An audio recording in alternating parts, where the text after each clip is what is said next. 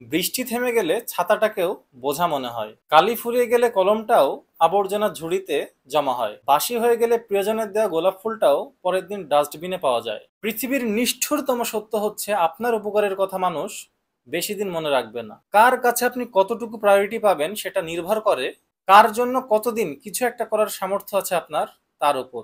এই বাস্তবতা আপনি মানলেও সত্যি, না মানলেও সত্যি। আজ সকালে যে পত্রিকার দাম 10 টাকা, সেই একই পত্রিকার দাম পরের দিন সকালবেলাতে 10 টাকা কেজি। 1000 টাকা খরচ করে বছরের শুরুতে যে একাডেমিক বইগুলো আপনি গুরুত্ব সহকারে কেনেন, বছর শেষে সেই একই বইগুলো আপনি কেজি দরে বিক্রি করে দেন। সময় ফুরিয়ে গেলে এভাবেই মূল্য কমতে থাকে সবার, শুধু সবার না, সবকিছুর। আপনি মানেন অথবা নাই মানেন, মানুষ আপাদ মস্তক একটা স্বার্থপর প্রাণী। ভিখারিকে 5টা টাকা দেওয়ার আগেও সে ভাবে, এই যে আমি 5টা টাকা ভিখারিকে দান করছি, এতে আমার কতটুকু সওয়াব বা পুণ্য হবে।